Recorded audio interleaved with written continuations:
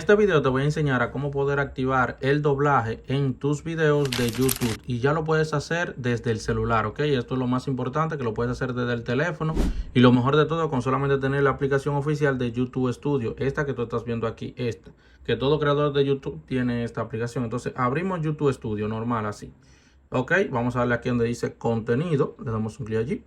Luego que estamos en contenido, vamos a darle donde dice ver todos los vídeos. Normal así. Vamos a elegir un video que tenga más de un día, porque esto toma hasta un día en aplicarse los doblajes. Entonces voy a elegir un video de estos. Voy a elegir este de aquí. Y vas a poder ver que si yo le doy ahora al lapicito aquí, ok, ya tu video tú lo tienes subido y todo normal. Entonces tú vas a irte donde dice mostrar más, otra vez, y vas a deslizarte así hacia abajo y vas a ver que ahora aparece este botón que antes no aparecía, que se llama doblaje automático. Le topas un clic allí y aquí me dice que mi video está activado el doblaje y dice que se está haciendo doblado en inglés, portugués y árabe. No sé por qué lo ponen árabe. Yo no sabía que mis videos llegaban a la gente de Arabia, ok, y de Portugal, Brasil tampoco, ok. O sea, yo creo que portugués es lo que el idioma de Brasil. Tampoco no sabía que habían brasileños, pero saludo para cada uno de ellos si me están viendo.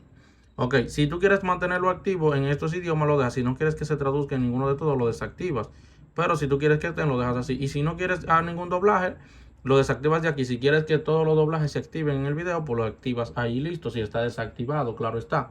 Ok, y luego le das para atrás y le das a donde dice guardar, en esta parte de aquí, en este botón, y aquí dice guardar. Y eso sería todo, ok. Ya saben ustedes que pueden activar su doblaje de video en su canal de YouTube desde la aplicación de YouTube Studio, ok. Tiene que tener la aplicación de YouTube Studio, que es esa roja que está ahí, ok, esa que está ahí. Así que si te gustó el video y no sabías esto, suscríbete, dale like y nos vemos en un próximo video, amigos. Chao, chao.